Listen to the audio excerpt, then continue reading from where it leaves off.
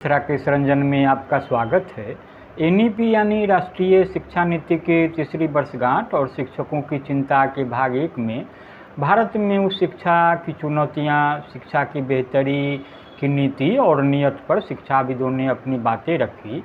इस क्रम में कई सवाल भी उभरे, मसलन शिक्षकों के मनोविज्ञान, उनकी सुविधाएं, उनकी गरिमा का सवाल, स्वायत्त संस्थानों में शिक्षकों के अधिकारों और उनकी गरिमा के साथ समझौते का सवाल। बिग इशू पर चर्चा में मेरे साथ हैं doctor Alaknanda, doctor Manu Gaurha, doctor Sanjay Mohanty, Farha Sabiha Khan और डॉक्टर अमर कुमार। तो पेश है दूसरी कड़ी, आप इसे सुने और गुने और अपनी प्रतिक्रिया न्यूज़लेटर विथ राकेश रंजन को जरूर दें। चयन प्रक्रिया नहीं, लाइब्रेरी उसके लिए जो इतना जैसे कि उनका इंफ्रास्ट्रक्चर, बुक्स, किताबें, जर्नल, सब कुछ अवेलेबल होना चाहिए। क्योंकि जैसे कि आप बोले, मैं बिल्कुल सहमत हूँ। दूसरे सारे फैसिलिटीज बिना दिए हुए हम अपेक्षा करेंगे कि शिक्षक सब कुछ डिलीवर कर लेगा, ये कर लेगा, तो फिर वो भी गलत है। हमें भी सब कुछ और सुविधा सुजोग मिलना चाहिए, तो फिर हम अपना काम सही से कर पाएंगे। सबसे पहली बात, ऑटोनॉमी मिलना चाहिए बोलने का। उसने कहा गलत, मतलब थोड़ा अलग तरीके से सही बोलने का। क्योंकि अगर डर के माहौल में कहीं भी मैं देखा हूँ, जैसे कि फिर रिपीट कर रहा हूँ, ड्यू जेएनयू कुछ थोड़े बहुत यूनिवर्सिटी छोड़ छोड़ के हर जगह शिक्षक के ऊपर बहुत ज्यादा कंट्रोल्स है। स्टेट यूनिवर्सिटीज में तो, स्टेट कॉलेजेस यूनिवर्सिटीज में बहुत ज्यादा है। तो फिर थोड़ा ओपन होना चाहिए, ऑटोनॉमी मिलना चाहिए, और उसके बाद भी हम एक्सपेक्ट कर पाएंगे। और जैसे बिहार के मामले में आप जैसे बोले, वहाँ सरकार जो भी कर रहे हैं उनको बहुत कुछ आत्ममंथन करने की जरूरत है बिहार सरकार को। तो ये बोलना बिल्कुल गलत है कि वहाँ योग्य टीचर्स नहीं है या नहीं मिल पाएंगे। मैं बिहार की गलती नहीं मान रहा हूँ। मुझे तो लगता है कि लगभग सारे राज्य में यही हाल है। ये जो चयन प्रक्रिया या जो भी हो, उसमें बहुत गड़बड़ भी चलता रहता है। बोल रहा हूँ, ये बोलने के लिए भी मुझे डर लग रहा है। मतलब सोचिए क्या हाल है। तो फिर ये सब देखना पड़ेगा, सरकार को भी सोचना पड़ेगा, शिक्षक लोग को सोचना पड़ेगा, दोनों तरफ से। तो फिर कहीं और एक बात मुझे बोलना था, जैसे कि एजुकेशन बिहार या जो भी राज्य है, वो एक कंकरेंट सब्जेक्ट है, कंकरेंट सूची में रहता है। तो फिर केंद्र और राज्य सरकार को मिल के भी काम करना पड़ेगा एजुकेशन को ये करने के लिए। और जो डिसीजन मेकिंग बॉडीज में जो टीचर्स हैं, जो मेन पढ़ा रहे हैं टीचर्स हैं, उनको भी डिसीजन मेकिंग प्रोसेस में इन्वॉल्व करना पड़ेगा। तो फिर जो प्रॉब्लम है, परेशानियां हैं, चुनौतियां हैं, उसको सही तरीके से सरकार के पास पहुंच सके। ये सारे पॉइंट्स है, मुझे कहना था बस। देखिए, जब दौर बदलता है ना, मनु जी, आपसे सवाल है कि जब दौर बदलता है तो ठीक है, सिलेबस में भी बदलाव जरूरी है, शिक्षण प्रणाली में भी बदलाव जरूरी है। तो ये जो नई शिक्षा नीति की जो बातें हैं, तो उनसे उससे हम इत्तेफाक रखते हैं। इस संदर्भ में प्रधानमंत्री ने आज कहा भी है कि जो यह शिक्षा नीति जो है, प्राचीनता और आधुनिकता का संगम है और इसमें प्रैक्टिकल लर्निंग पर ज्यादा जोर दिया गया है। ठीक है ना। तो ये जो प्रैक्टिकल लर्निंग की बात हो रही है, तो जहाँ संसाधनों का रोना है, तो वहाँ फिर प्रैक्टिकल लर्निंग कैसे संभव है और कैसे होगा, इस पर कभी चिंतन किया है? और कभी कुछ सुझाव हो तो बताइए। हाँ, देखिए, ये तो बात एकदम सही है कि संसाधनों की जबरदस्त कमी है समस्त विश्वविद्यालय और महाविद्यालयों में। जो हायर एजुकेशन इंस्टीट्यूशन या institution of learning in higher education कहते हैं। मुझे ऐसा लगता है कि व्यवहारिक शिक्षा के संदर्भ में संसाधनों की कमी स्वाभाविक रूप से हमें एक इम्पीडिंग फैक्टर जिसे हम कहते हैं, यह अवरोध उत्पन्न करती है।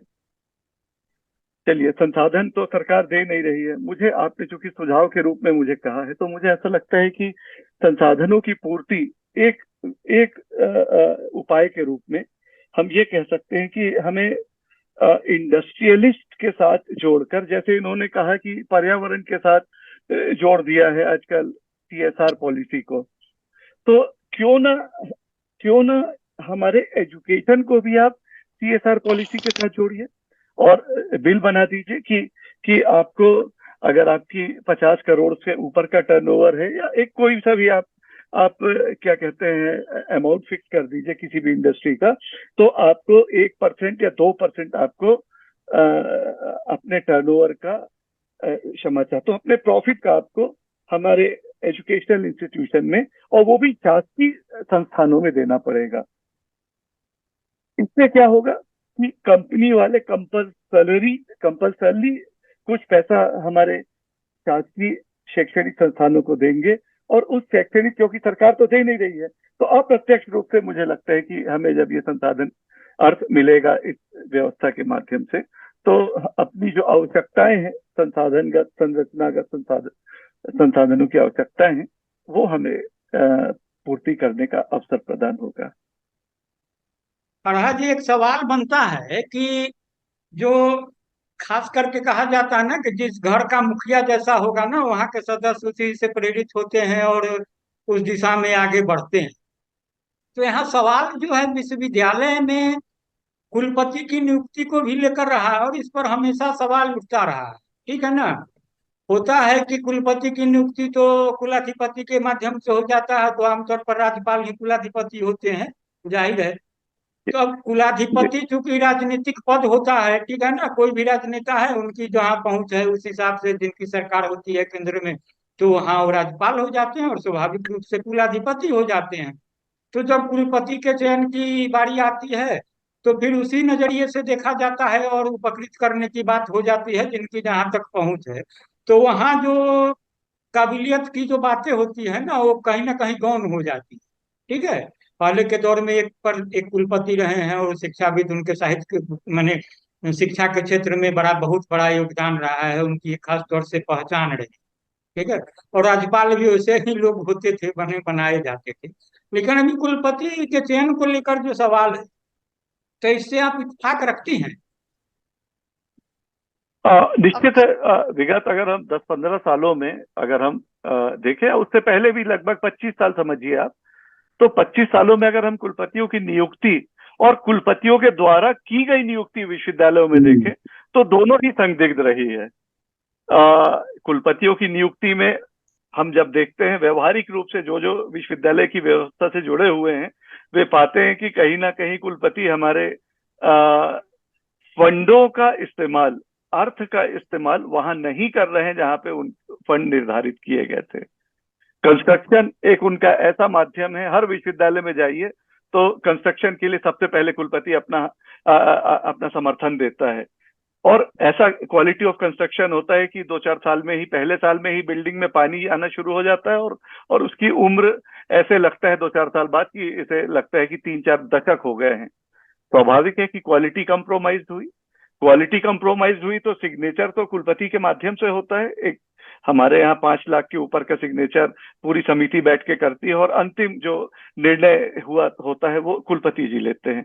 तो अगर क्वालिटी ऑफ कंस्ट्रक्शन कहीं ना कहीं कॉम्प्रोमाइज की गई है, तो सिग्नेचर तो कुलपति जी का हुआ। मतलब यह है कि कुलपति जी अपनी उस जिम्मेदारी से नहीं बच सकते हैं कि उन्होंने गैर अच्छी क्वालिटी का या अच्छी क्वालिटी के कंस्ट्रक्शन कराने में अपना योगदान दिया या नहीं दिया। ये तो उनके ऊपर रिस्पॉन्सिबिलिटी फिक्स होगी, क्योंकि अंततोगत्वा सिग्नेचर उनका है। तो अगर क्वालिटी कॉम्प्रोमाइज हुई है, मतलब प्रत्यक्ष रूप से माना जाए कि उनको कहीं ना कहीं पारितोषिक मिला है उस क्वालिटी को कॉम्प्रोमाइज करने में।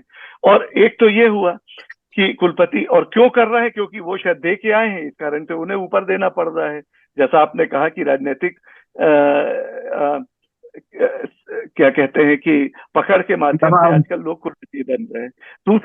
दूसरा और अत्यंत महत्वपूर्ण बात कि रिक्रूटमेंट की प्रक्रिया भी देख लीजिए कि मैं विश्वविद्यालय व्यवस्था में पैदा हुआ हूं, और विगत कई वर्षों से चूंकि पैदा होने के कारण बचपन से ही मैं व्यवस्थाओं को देख रहा हूं। आप अभी दृष्टि लगाएं तो लगभग 25 वर्ष से हमारे अमर भाई, आप भी उसी उम्र के हैं, संघर्ष काल से हम देख रहे हैं कि कई बार ये होता है कि हमें पूर्व में ही मालूम चल जाता है कि किसका अपॉइंटमेंट होना है, पहली बात। दूसरी बात कि अपॉइंटमेंट, चलिए हमने कहा कि हमने तो एक तुक्का लगाया और उसका अपॉइंटमेंट हो गया। 25 वर्ष में आप उठा के देख लीजिए कि कितने अपॉइंटमेंट हुए हैं जहां जो कोर्ट में नहीं गया और कोर्ट ने कोर्ट ने, अगर किसी ने ऑब्जेक्शन रेज किया है तो उसके ऊपर कोर्ट ने अपनी सहमति जताई है कि हाँ कुछ अपॉइंटमेंट गलत हुए हैं। मैंने तो ये भी देखा है कि कुछ अपॉइंटमेंट को कैंसिल भी किए हैं, ठीक है, समग्र प्रक्रिया को कैंसिल नहीं किया क्योंकि प्रूफ करना कई बार बड़ा समस्या होता है, पर अगर एक को भी कर दिया तो ये समझिए कि उसने पूरी व्यवस्था पे प्रश्न चिन्ह लगा दिया। क्यों ऐसा हो रहा है? निश्चित है कि कुलपति, क्योंकि अकादमिक दृष्टि से देखा जाए तो सबसे सर्वोच्च पद कुलपति का होता है, आजकल तो हम कुलगुरु कहते हैं उनको सम्मान की दृष्टि से, तो कहीं ना कहीं मुझे लगता है कि उन्होंने अपने ईमान के साथ कॉम्प्रोमाइज किया है या दबाव पूर्वक किया हो। जैसा कि मैंने पहले बताया कि ऊपर खुद दे के पैसा आते हैं, इसके कारण मजबूरी है उनको की भरपाई करना, और जब भरपाई करने का अवसर होता है तो सोचते हैं कि अगले चरण के लिए भी अपन कुछ कमा लें। तो हो सकता है कि ये कारण हो, पर ये निश्चित है कि निर्विवाद एक भी अपॉइंटमेंट नहीं रहा है अभी तक के, मैं जो देख पाया हूं अपने जीवन काल में। जी जी फरहाद जी जी जरूर आप जोड़ना चाहता जी जी आप बताइए इस विषय पर कुछ।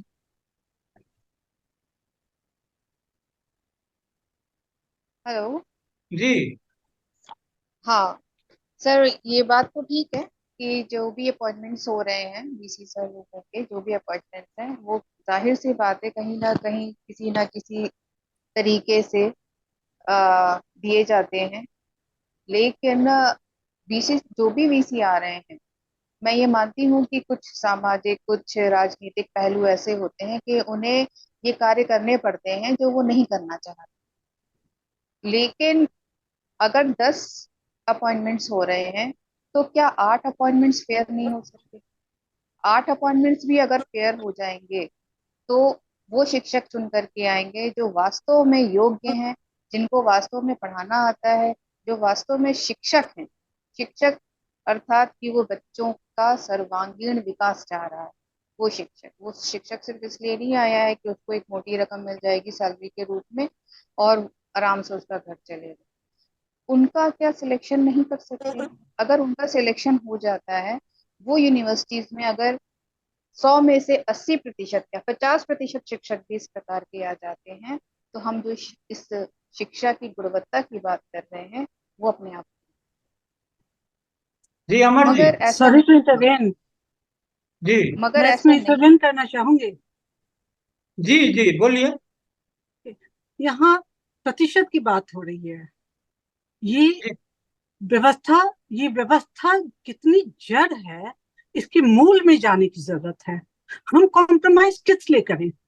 जो एनसीएफ का सबसे बड़ा मूल मंत्र था कि बच्चों का सर्वांगीण विकास, हम इस आइडियोलॉजी से इनकार नहीं करते कि ये school education, language, higher education, technology और फाइनेंस और इम्प्लीमेंटेशन सब कुछ की बात करते हैं कागजों पे, लेकिन चीजें कहाँ धराशायी हो जाती। जो बच्चा अभी गर्भ से निकलकर बाहर आता है, 2 साल की चलने की अवस्था में होता, उसे हम आंगनबाड़ी को सुपुर्द कर दें। कैसे आंगनबाड़ी को सुपुर्द कर दें?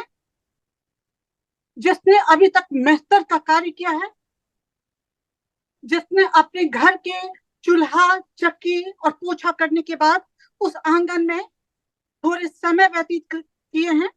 बहुत प्रैक्टिकल दृष्टिकोण से आप देखें तो बिहार और झारखंड के उस मिट्टी को याद करें जब शिक्षिका आती थी और वे स्वेटर बुन रही होती थी, और हम लोग उसे एक दौर कहेंगे कि रट्टाफिकेशन के दौर से गुजर रहे थे। मैं ये नहीं कहती कि गवर्नमेंट की पॉलिसी कहीं भी निरर्थक हुई है कागजों पे, क्योंकि वो लैंग्वेज की बात करती है। मुझे याद है, मैं दूसरे का एग्जाम्पल नहीं दूंगी, मैं खुद लेटर और ऐसे याद करके जाया करती थी। हमारे टीचरों में इतना सामर्थ्य नहीं था कि वो हमें सिखला सकते कि कहाँ तुम इस एम आर इस्तेमाल करो, तो हैविंग का तो कॉन्सेप्ट ही चले जाने दीजिए। ये हुई प्राथमिक शिक्षा की बात। अभी वाइस चांसलर साहब की बात हो रही थी, जो खुद सत्ता के शीर्ष पे बैठे हुए का दास होगा, वो कहां से आपका होगा? लेकिन राष्ट्र हित कहता है कि 10 में से 8 नहीं, 10 में से 10 चाहिए। क्यों राज्यवर्धन जी और अन्य लोगों को, क्यों शिबू सोरेन की सरकार और हेमंत सोरेन की सरकार को शिक्षा पे एक बार विचार करना चाहिए? They are learned person. क्या वजह है? कुर्सी से इतना मोह? अगर आप सचमुच देश को कंट्रीब्यूट करना चाहते हैं तो फिर राजेंद्र प्रसाद की पृष्ठभूमि को पलटिए, लाल बहादुर शास्त्री की पृष्ठभूमि को पलटिए, जिन्होंने इंदिरा जी के तथ्य को खारिज करते हुए कहा था कि किसान के हित की बात हम करेंगे तो करेंगे, चाहे उन्हें अपनी जान से जाना पड़े। दिल्ली विश्वविद्यालय की बात करते हैं, बीएचयू की बात करते हैं, गोरखपुर यूनिवर्सिटी में जो अभी हादसे हुए, वो किस चीज की देन है? या तो जो पढ़ने वाले हैं उन्हें पढ़ने का दिल नहीं करता, या जो एडमिनिस्ट्रेशन में बैठा हुआ है वो सिर्फ पे बैठे हुए लोगों की के मातहत होकर कार्य करता है। एजुकेशन पॉलिसी बहुत अच्छी है, नो डाउट, क्योंकि हमें देश से लेकर विदेश तक के तार से जोड़ती है। हमें हमारे बच्चों को विदेश में यूक्रेन भेजने से मना करती है, क्योंकि वो विश्वविद्यालय में हमारे बच्चे क्यों पढ़ने जाएं, वो क्यों नहीं आएंगे। लेकिन फिर वही समता की बात होती है। जो ग्रामीण पृष्ठभूमि के बच्चे हैं उसे आप उसका उत्तरोत्तर विकास कहाँ करेंगे? आप कैसे करेंगे? सिर्फ बात लैब की नहीं होती है, बात मनसा की भी होती है। प्रयोगशाला तो हम क्रिएट कर देंगे, लेकिन उस प्रयोगशाला को सही तरीके से चलाने वाला कौन होगा? सबसे बड़ी बात यहाँ पे ये आती है, किसी विश्वविद्यालय में ये बात चली कि हम कक्षा रात के 8 बजे तक क्यों नहीं चला सकते हैं शिफ्ट में। अवश्य चलाइए, लेकिन उसपे शिक्षकों की कुर्बानी करके मत चलाइए, उनका दोहन करके मत चलाइए। उनके जो सामर्थ्य है उसकी स्वतंत्र इकाई को, उसकी संप्रभुता को मत कीनिए कि वो आपसे डरकर काम करे, वो प्रिंसिपल से डरकर काम करे, वो टीआईसी से डरकर काम करे, और अगर वो गेस्ट टीचर है तो अपने वाइस चांसलर से डरकर काम करे, अपने विश्वविद्यालय के डीन से डरकर काम करे। हमारे यहाँ श्रुति परंपरा थी, उस श्रुति परंपरा में हम 4 वेद का निर्माण देखते हैं। आप भारतीय नैतिक मूल्य की बात करते हैं, सिनेमा के जरिए नैतिक मूल्य बताना चाहते हैं। हमारे राष्ट्र में वेद, वेदांग, उपनिषद और वेदास हैं, महाभारत है, गीता है, बुद्धिस्ट है, जैनिज्म है, वो हर कुछ है जो किसी राष्ट्र को संप्रभु बनाता है। आपको कहीं और विचरने की जरूरत नहीं है। आपके यहाँ इतने मेडिकल और इंजीनियरिंग कॉलेज हैं कि आप यहाँ पे अगर सही तरीके से शिक्षा दीक्षा दें तो आपको यूएसए की गवर्नमेंट मोहताज नहीं होनी पड़ेगी कि वो आपको, आपके बच्चों को वहां पे दिशा दे रहे हैं कि नहीं। जिस औपनिवेशिक राष्ट्र से हमने मुक्ति ली, आज हमारे बच्चे वही लंदन के मातहत बने हुए हैं, और उनके यहाँ से कोर्स करने के पश्चात उन्हें लौटकर अपने कंट्री में कुछ भी नहीं मिलता है। तुम भेजो ना, तुम भेजो उन्हें शिक्षा ग्रहण करके आने के लिए, फिर उसको राष्ट्र हित में लगाओ। तो यहाँ पे उस विश्वविद्यालय को अपने यहाँ बुला लेना गलत नहीं, सर्वांगीण विकास की बात करना गलत नहीं है। अपने टीचर्स को सामर्थ्यहीन करके उससे काम लेना गलत है। नियुक्ति होती है किसी और की और उस पर कार्य कोई और कर रहा होता है। आखिर जड़ों को आपके भ्रष्टाचार से सींच रहे हैं। ये विरुद्धों का सामंजस्य है, और ये बात वही कह सकता जो खौफ जदा नहीं है। हमारे एक बहुत ही एक मित्र हैं जो यहाँ जेएनयू से पढ़ाई करके अभी इस वार्तालाप में शामिल हैं। उन्हें उड़ीसा जाना पड़ता है। जेएनयू ने इसी तरीके से तो उनका सिलेक्शन नहीं किया होगा। ऐसा नहीं है कि वो अपने गांव की ओर गए हैं, गांव की ओर उन्हें जाना पड़ा। अगर वो खुशी खुशी गांव की ओर जाते, वहां पे स्वतंत्र इकाई की तरह गवर्नमेंट उन्हें एक व्यवस्था को संचालित करने का जिम्मा देती, तो शायद ये कारगर होता। एनसीएफ आता है, 20-20, 30-30 साल के बाद शिक्षा के पॉलिसीज में अंतर लाए जाते हैं। टीचर रेशियो की बात की जाती है, 75 स्टूडेंट, 150 स्टूडेंट और 1 टीचर। क्या दोगे तुम? व्यवहारिकता की बात करते हो। प्रैक्टिकल्स के फॉर्म को किस तरीके से दिखाओगे? तुम चाहते हो कि रिसर्च हो, शोध मंजुषा पे तुम्हारे सारे डिटेल्स हैं, शोध गंगा पे तुम्हारे सारे डिटेल्स हैं, लेकिन क्या रिसर्च हो पाते हैं सही मायने में? बहुत सी चीजें हैं। एजुकेशन पॉलिसी के पीछे जो मंशा गवर्नमेंट की थी वो सार्थक थी, लेकिन इम्प्लीमेंटेशन कैसे होना चाहिए शायद इसके लिए तैयार नहीं थी गवर्नमेंट। और शायद बहुत विश्वविद्यालय संभाल भी ले जाएं, लेकिन जो ग्रामीण वातावरण है हमारा वो नहीं संभाल पाएगा। हमारे यहाँ दिल्ली विश्वविद्यालय में टीचर्स अगर निकाल दिए जाते हैं तो खुदकुशी तक पहुंच जाते हैं। ये चाट और पकौड़ी की मेथोडोलॉजी वहां पे काम नहीं आती।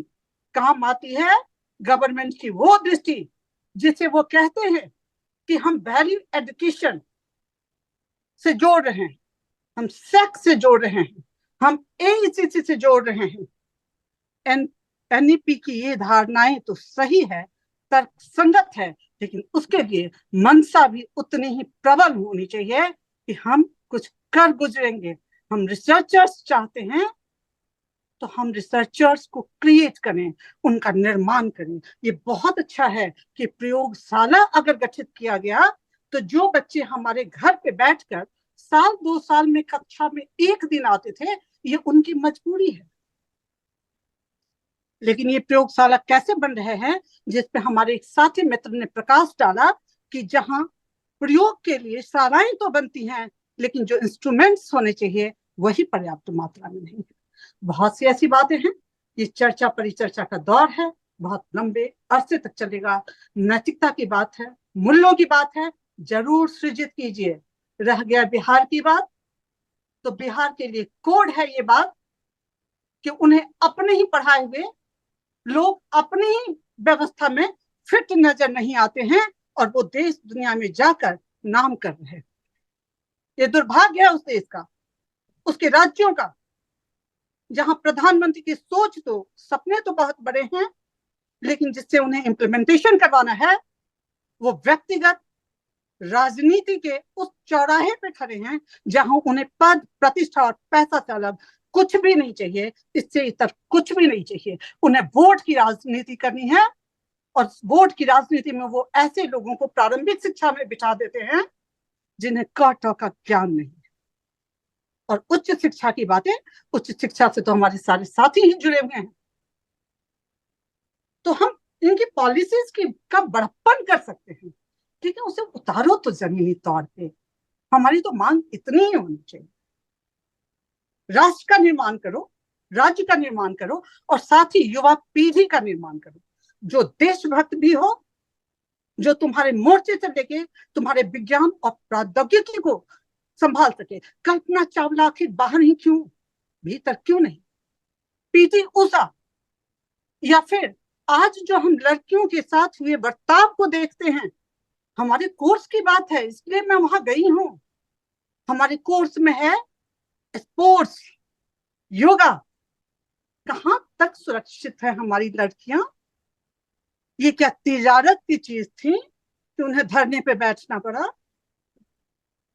आप इस सबसे जुड़ी हुई शिक्षा दे रहे हैं, लेकिन उनको संभाल कर अपनी बच्चियों को कैसे रखना है, विश्व की आधी आबादी को कैसे रखना है, ये तो देखिए। आप शिक्षा दे रहे हैं, मैं एक जनरल बात करती हूँ। जनरल कैटेगरी की लड़कियां सिर्फ एक जगह युद्ध नहीं लड़ती, 2 जगह लड़ती हैं। उनके घरों में उनके जो भाई बंधु बांधव होते हैं वो प्रमुखता पाते हैं, उनके लिए ट्यूशन की व्यवस्था होती है। वो लड़कियां चूल्हे बर्तन करने के पश्चात अपनी किताबों को खोलती है और बाद में सुनना पड़ता है, अरे क्या करोगी पढ़ के, दूसरे के घर ही तो जाना है। तो हमारे माननीय प्रधानमंत्री जी को और आने वाले तमाम नेताओं को ये सोचने की जरूरत। जब हम कंपटीशन में उतरते हैं तो हमें लड़कों से फाइट करना पड़ता है, उन लड़कों से फाइट करना पड़ता जिसे घर में भी स्वतंत्रता दी गई और बाहर के प्रांगण में भी। जब हम इंटरव्यूज बोर्ड में जाते हैं तो लोग कहते हैं कि अभी और भी बहुत से मौके आएंगे। क्यों? हमने भी तो उसी क्वालिफिकेशन को प्राप्त किया है। आपके पास जो आ रहे हैं उसे किस आधार पे आप सबसे सबल मान रहे हैं? तो एजुकेशन पॉलिसी तो बहुत अच्छी है, लेकिन उसके लिए उस तरह के टीचर का चुनाव तो करिए। एजुकेशन पॉलिसी तो बहुत अच्छी है, लेकिन हम उस दो से भी कॉम्प्रोमाइज करने की हालत में नहीं है। लेकिन हमें करना पड़ता है। क्यों करना पड़ता है? क्योंकि वो जहां से आए हैं उनके सर पे किसी का हाथ है, तो उसका भुगतान किसे करना होगा? हमारे और आप जैसे लोग। बस इतना ही कहना है कि गुजारिश है कि शिक्षा तंत्र, आने वाले शिक्षा मंत्री और आज के शिक्षा मंत्री इन चीजों से भी एहतराम रखें और विचार करें फिर से एक बार कि जो हमने प्रपोजल्स लाए हैं उसको कैसे हम बेहतर कर सकते हैं। बस इतना ही कहना। अलका जी देखिए, होता क्या है ना कि किसी मुद्दे पर सहमति या असहमति की पूरी गुंजाइश होती है, लेकिन अभी जो अब चर्चा का जो दौर चला, क्रम चला, उसमें एक बात पर तो सहमति दिख रही है कि कथनी और करनी का जो फर्क है अंतर। वो तो दिखना हम्म। चाहिए ना, वो तो दिखना ही चाहिए। और यही बात सभी लोगों ने कही बारी बारी से, जो बातें आई है कि ठीक है योजनाएं बन रही है, बड़ी अच्छी योजनाएं हैं, तो जमीन पर किस तरीके से उतरे और उसका साकार रूप हो जो सकारात्मक दिखे। ठीक है ना? तो आपको हम्म। फरहा जी भी वही बातें कह रहे थे, संजय जी से भी बात हुई, वह कहा, मनु जी ने भी वही बातें की, और कमोबे से अमर ने भी वही बातें कही है। तो है कि इसके केंद्र में सर, माफी चाहूंगी, इसके जी केंद्र में भ्रष्टाचार उन्मूलन भी है कि एक व्यक्ति जब सत्ता पर आसीन हो जाता है तो 3 वर्षों के पश्चात फिर से उसी को क्यों रखा जाता है? अगर व्यवस्था तंदुरुस्त है तो वो आगे कोई भी आएगा चला ले जाएगा। हाँ, वो तो है। देखिए, वो जो जो प्रोसेस है, जो अपना जो संवैधानिक व्यवस्था जो देश में चल अब रही है। देखिए ना, आपके आपके झारखंड में ही जब नौकरियां दी जा रही हैं तो वहां पे प्रायोरिटी कौन है? आदिवासी समाज है, क्योंकि वो उनका प्रथम नागरिक है, वो ऐसा मान के चलते हैं। लेकिन हमारे बिहार के मुख्यमंत्री साहब को और अन्य जो सुविधाभोगी लोग हैं उन्हें ये समझ नहीं आता कि उनके टैलेंट बाहर क्यों चले जाते हैं। इस जहां मुद्दे पर ना, इस मुद्दे पर ना थोड़ा मेरा विचार जो है ना, जो व्यक्तिगत, जो हम एक पत्रकार के रूप में समझते देखते हैं, वो चाहे झारखंड की बात हो या बिहार की बात हो, कहीं किसी को नौकरी देना मकसद नहीं होता है। ठीक है ना? अगर नौकरी देना मकसद होता, अगर झारखंड में ठीक है आदिवासियों को ही नौकरी मिल जाए, तो मान लिया किसी को तो नौकरी मिली, किसी या को तो बिहार मिला। में, है ना? लेकिन जी। तमाम यहाँ जो भर्तियां नियुक्तियां होती है, सब कोर्ट कचहरी के चक्कर में फंस जाता है। ठीक है ना? तो कहीं नेताओं की जो शासन की मंशा साफ नहीं है, ये तो साफ दिख रही है। यहाँ भी कई बार भर्तियां लगातार हो रही है, रुक रही है। बीपीएससी जेपीएससी का जो हाल है झारखंड में देखेंगी ना, तो कब का परीक्षा कब हो रहा है और क्या हो रहा है। तो ये तो थोड़ी बातें हैं, इसमें राजनीति तो है ही ना कहीं मूल में तो राजनीति है। तो शिक्षा के पर भी जो चर्चा हम लोग कर रहे हैं, उसमें न कहीं तो राजनीति ही आड़े आ रही है ना, राजनीति ही न कहीं उसमें और दिख रहा है। एनईपी का टारगेट ही है 100% लिटरेसी सर। एनईपी का टारगेट है 100% लिटरेसी। और आप जब स्टेट्स को इसमें शामिल नहीं करेंगे तो हाउ कैन बी डू, ये जी प्रश्न उभर कर आता है। जी, आप मनु जी कुछ क्योंकि कहना चाह रहे थे? हाँ हाँ, लकी जी, मेरा ऐसा विचार है कि देखिए, जो मैं समग्रता से देख पा रहा हूँ कि नीति बहुत अच्छी बनी है, राष्ट्रीय शिक्षा नीति 2020। मैं इस पे भी सहमत हूँ कि मोदी जी ने व्यक्तिगत रूप से बहुत ज्यादा इनिशिएटिव लिया है बदलाव लाने के लिए पूरे राष्ट्र में, न केवल शिक्षा।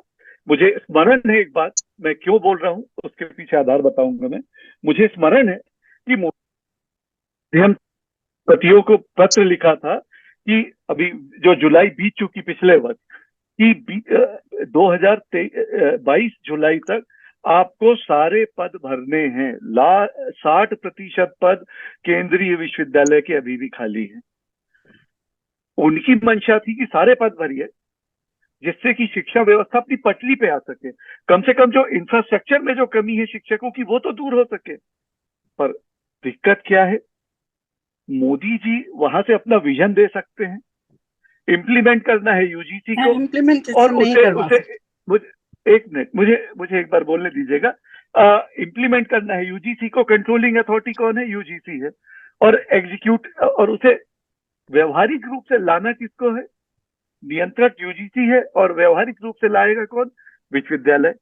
मुझे ये बताइए कि विश्वविद्यालय कॉम्प्रोमाइज कर रहा है तो किसको निर्णय लेना होगा?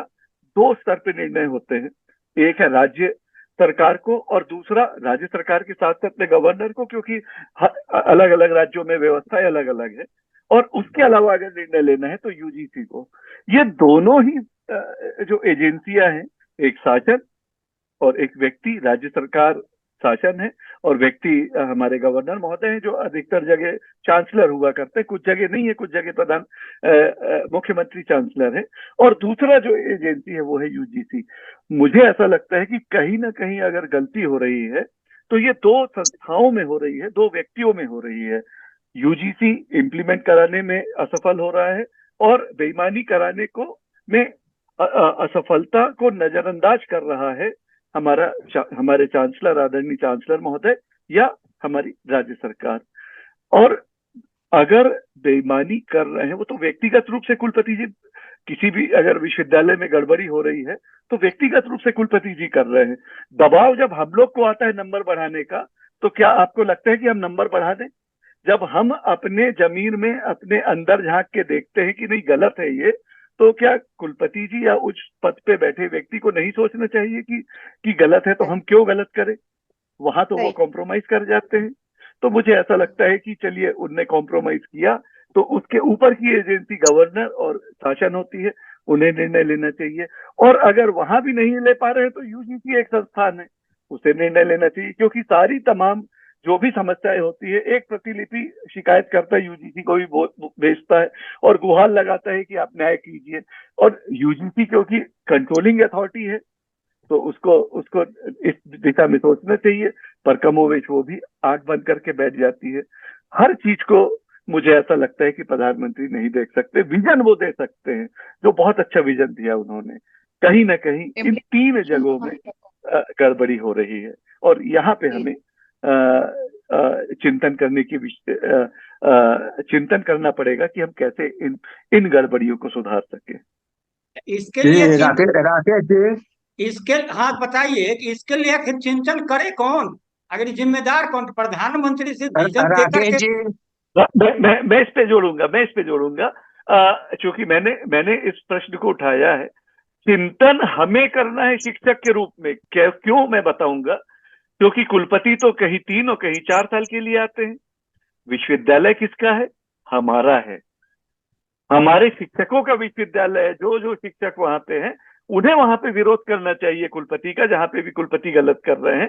पर दिक्कत क्या है, हमारी आदत हो गई है कि हम एक उंगली कुलपति जी या व्यवस्था को के ऊपर आरोपित करते रहें और बाकी जो 3 उंगलियां हैं अपने ऊपर, उस पर हम ध्यान नहीं दे रहे हैं। भैया मुख्य जिम्मेदारी भाई साहब हमारी है, शिक्षकों के नाते हमारी है, उस संस्था के सदस्य होने के नाते।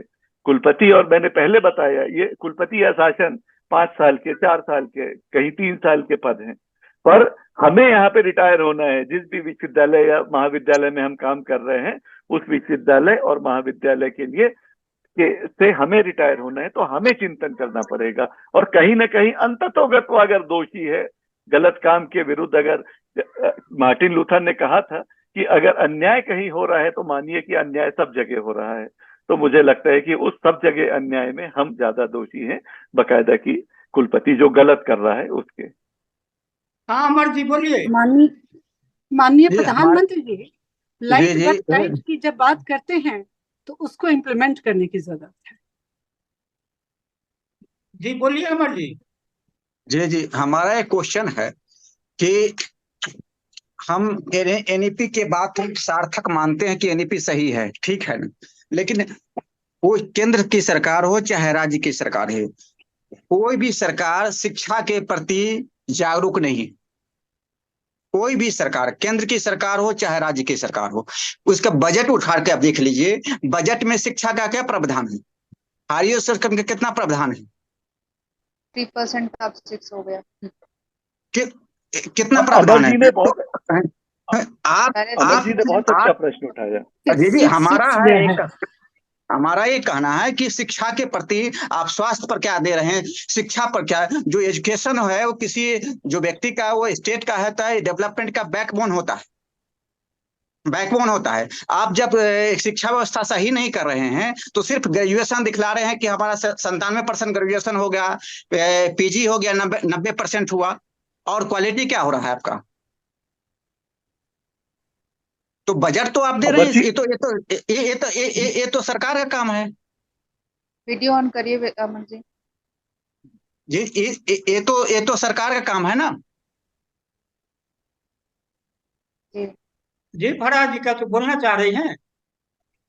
तो इस पर है केंद्र सरकार और राज्य सरकार, दोनों सरकार जो है जागरूक नहीं, वो सिर्फ हम लोग को उलझा कर रखी हुई कि हम ऐसा करना चाहते हैं। 10 साल हो गया, 10 साल में चाहे कांग्रेस की सरकार हो चाहे बीजेपी की सरकार हो, कांग्रेस का बीजेपी आती कि हम सब सही कर देंगे, तो 10 साल तो हो गया। 10 साल में अपने कितने पद को भरे? कौन कौन से कुलपति आए हैं, कुलाधिपति आए हैं? कुलाधिपति की नियुक्ति तो सेंट्रल से ही होती है, राष्ट्रपति करते हैं, गवर्नर को। वो कैसे व्यक्ति होंगे?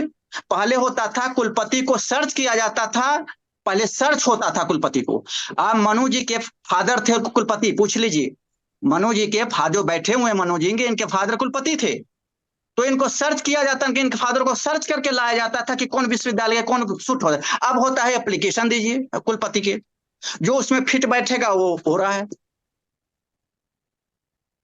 तो जिसका घर का मुखिया का एक माहौल विजन नहीं सही है, सिर्फ चाहता है काम कराना, तो हम एनईपी लागू कर दिए हैं, ठीक है, सब सही है। आप 2 क्रेडिट की बात करते हैं, 2 क्रेडिट में है कि 2 क्रेडिट में हम, जैसे हम जहां पढ़ाते हैं, यहाँ का बच्चा है, लखनऊ का बच्चा है, और वो दिल्ली में उसके घर का ट्रांसफर हो गया किसी के मेंबर का, वो दिल्ली जाना चाहता है, तो दिल्ली ये नियम है कि 2 क्रेडिट का बच्चा अगर लखनऊ में कर लिया है तो दिल्ली यूनिवर्सिटी में उसको ट्रांसफर हो जाएगा। लेकिन वहां वो क्या वो सब्जेक्ट है, क्या वो सब्जेक्ट है, वहां ट्रांसफर हो जाएगा बच्चे का? अगर नहीं है तो उसका तो साल बर्बाद हो गया। क्या क्या ये लोग जैसे सूर बाराबंकी जैसे मैडम है, बाराबंकी पढ़ाती हैं, तो बाराबंकी के क्या बच्चे, इनके बच्चे जो है एनईपी कितने टीचर समझते हैं एनईपी प्रोग्राम को? कितने टीचर समझ रहे हैं? क्या होना चाहिए? क्या इसका कभी प्रशिक्षण दिया जा रहा है?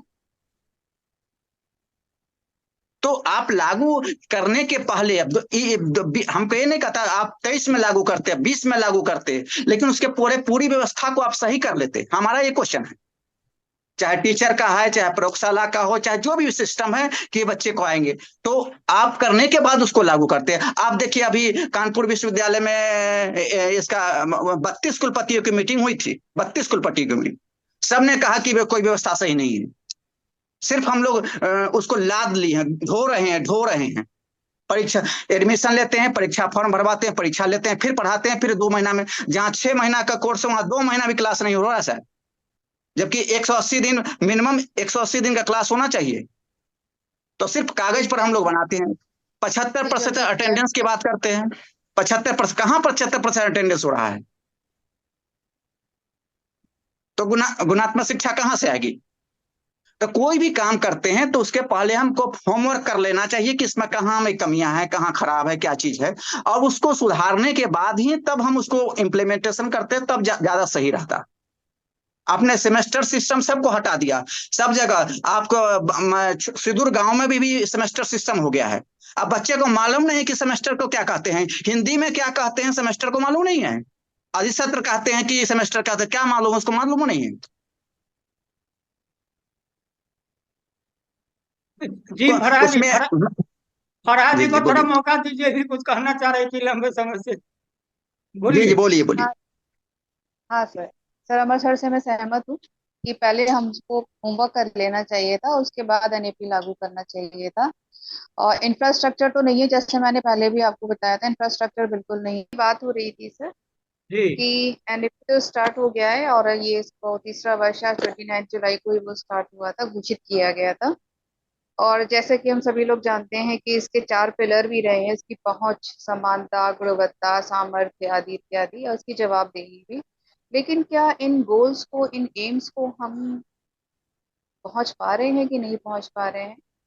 ये एक चर्चा का विषय है एक्चुअली ये सारी जो चीजें हुई, हम लोगों ने पहले भी बात करी कि इंफ्रास्ट्रक्चर नहीं है हमारे पास, ना हमारे महाविद्यालयों में ना हमारे विश्वविद्यालयों में।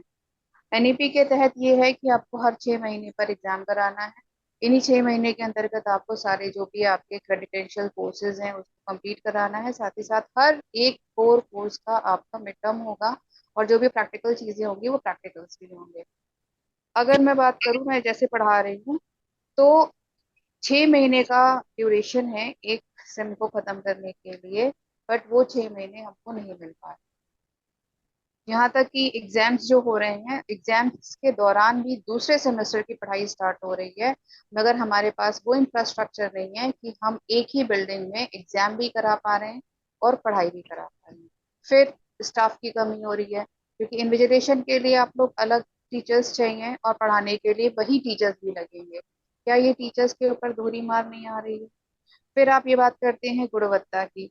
गुणवत्ता में वही टीचर, अगर आप जैसे बता रहे हैं कि सुबह की शिफ्ट कर लीजिए, शाम की शिफ्ट कर लीजिए, वो जो शिक्षक है वो एक नैतिक कार्य कर रहा होता है, एक मानसिक कार्य कर रहा होता है। वो कोई मजदूरी नहीं कर रहा है कि सुबह से लेकर के शाम तक फावड़ा उठा ले। वो उस तरीके का कार्य है जहां पर उसका मन शांत हो, उसका चित्त शांत हो, वो सोच समझ सके, वो विचार कर सके, जो स्टूडेंट उससे कोई क्वेश्चन कर रहा है वो तन्मयता से उसका जवाब दे सके, उसको वो कार्य करना। आपने सुबह से शाम तक उसको अलग अलग कार्यों में जुटा रखा है, वो शिक्षा के अलावा वो सारे कार्य कर रहा है। क्या वो अपनी गुणवत्ता की बात जो हम कर रहे हैं वो कर पा रहा है? नहीं कर पा रहा है। तीसरी चीज है सर, शिक्षक वहां पे कार्य कर रहा है तो जाहिर सी बात है कि वो हाड़ मास का बना हुआ है, और उसके साथ वो सारी बायोलॉजिकल चीजें चल रही हैं जो टॉप मोस्ट आदमी पर बैठे हुए चल रही हैं, और जो एक मजदूर, यानी उसे भूख भी लगती है, प्यास भी लगती है, उसे बाकी सारे पारिवारिक कार्य भी करने होते हैं, और इन सब चीजों के लिए जाहिर सी बात है धन साधन की बहुत ज्यादा आवश्यकता होती है। क्या हमारे उन शिक्षकों को उतनी सैलरी पे की जा रही है विश्वविद्यालय या महाविद्यालय या अन्य किसी भी इस जरिए के द्वारा? जब वो व्यक्ति, वो शिक्षक मानसिक रूप से संतुष्ट नहीं है, शारीरिक रूप से अक्षम होता जा रहा है, आप उससे गुणवत्ता की अपेक्षा कैसे रख रहे हैं?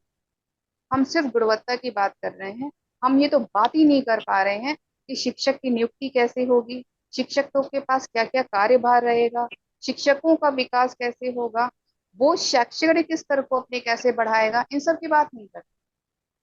और वो शिक्षक, आप Delhi university, JNU, Aligarh university, इन सारी बड़ी बड़ी यूनिवर्सिटी की तो आप बात छोड़ दिए, हम लोग जिसको पढ़ा रहे हैं वो बच्चा खेत से आता है, सुबह उसने धान बोया है और शाम को वो पढ़ने आता है। हमें उस बच्चे को वो सिलेबस पढ़ाना है जो दिल्ली यूनिवर्सिटी का बच्चा पढ़ रहा है।